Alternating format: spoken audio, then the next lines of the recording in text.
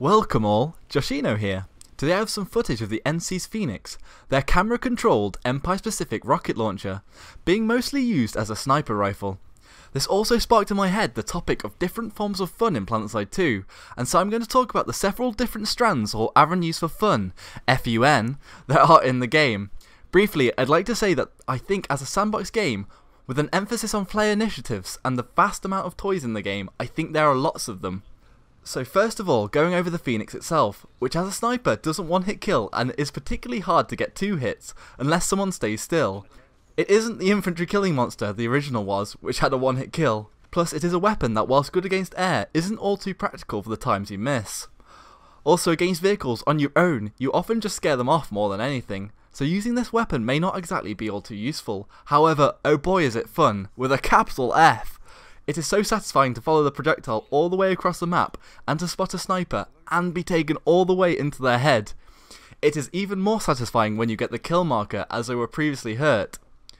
What I would categorise this as is using unusual quirks, things that can be quite effective but weren't particularly intended by the developers, which could be dumbfiring air or using armour piercing rounds on tanks versus air, or perhaps even using a sniper rifle with a low zoom scope and being aggressive in close quarters. Whilst you might not be contributing the most to your faction, you can feel quite a lot of accomplishment for being able to use these quirks, and just generally having fun.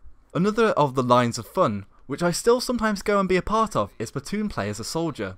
Platoon play is fun because you're a part of something larger, and especially if it is an outfit, you can feel like you as a group are achieving a lot in regards to the flow of battle on the whole of Araxis.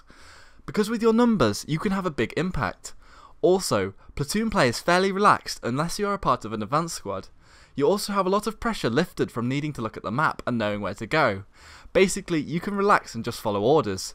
In my opinion, this play most benefits newer players, as you'll be shown where to go, and you can get a flavour for what to do when you wander out on your own. When you're a little more experienced, it can get a little frustrating being a part of a platoon that is quite rigid and is stuck in one lane, where they outnumber the enemies and you know you can do more elsewhere. But it can be a more relaxed play for anyone. Okay, as I mentioned platoons, platoon leading can be one avenue of fun, or extreme stress. I feel that leading in and of itself can be a fun experience, and knowing that you have control over 47 real people is very satisfying indeed.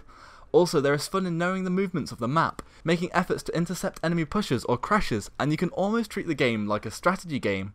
I feel like platoon leading can also appeal to the ego, but I guess that is also fun for some people too.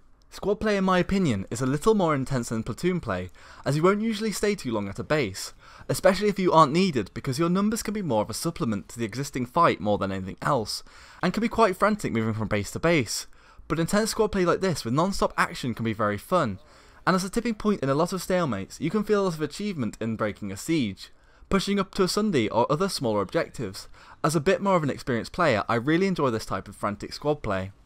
Another avenue of fun is the pairing of driver and gunner in the main battle tanks, liberators and harassers, which really is the most bonding of experiences in Planetside 2, where you rely on each other heavily to survive, being that you'll often have to hop out at the last moment and try to repair. And in the Liberator you 100% have to trust your gunner as you have little power over your actual killing potential. I think these pairings are generally just fun to do, and if someone asks you to gun, hop in. So finally, in the regards of how to play in the community, there is also a very viable avenue for lone wolf play. I think this is best suited to light assault class and infiltrator, but lone wolfing in Planetside 2 is in my opinion perhaps the most rewarding of any game, due to the amount of players you're up against, and with them, the possibility of killing off wild feats and massive kill streaks.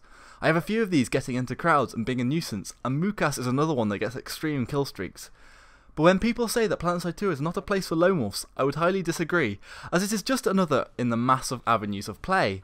Planetside 2 prides itself on customization, and I think playing with different combinations of attachments and different weapons in general can vary your playstyle, i.e. changing the range you engage at. This fun then is in keeping the game constantly fresh. This is also helped generally by the fact that there are already several classes to play, and the possibility of vehicles, so variation and customization are always achievable. So on to the next line of fun. I know that some people very much love to collect achievements in games. I have friends who religiously even go for unviewable offline achievements. It isn't something that really appeals to me all too much, but some people like to have those set goals.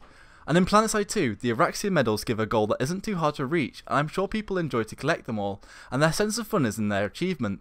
Furthermore, especially the quirky weapons like the mini chain gun, or weapons that are generally hard to get a lot of kills with like pistols, have a bigger sense of achievement. I know I'm24TV has a whole list of Araxian videos on his YouTube channel, so I'm guessing he is one of them. Another line is stat crunching and farming. It seems to be very popular to be able to follow your stats and progression closely on stat sites like Dasenfall, and this isn't something that is specific to Planetside or gaming at all. People love to look through stat sheets in sports, for example, with player performance and overall perceived skill. It can be very fun to track your own progression through the stats and see where you are going wrong, and to also compare yourself to other players you regularly meet. There's also the recursion stat tracker, which is doing this real time now. Some people like to farm and get as many kills as possible to send these stats up or to gain certification points, and some people do enjoy that. Finally, and most often forgotten, is the fact that Planetside 2 is an MMO, and indeed has quite a heavy social element, and really it can be fun just talking to people and interacting with people online. I particularly have found myself in a group of gamers all across the European region, Africa and the Middle East, and it is just fun interacting with them generally. So anyway, I thought I would throw this out there, and also I'd like to say that you shouldn't turn your noses up to certain styles of play. As with Planetside 2 being a sandbox, fun is often created by the players themselves. Although I would like the continental lattice and locking for some more metagame. Thanks for watching. If you think it deserved it, like or favourite the video. Any feedback and questions are appreciated in the comments, and subscribe for more. Thanks for watching. Joshino.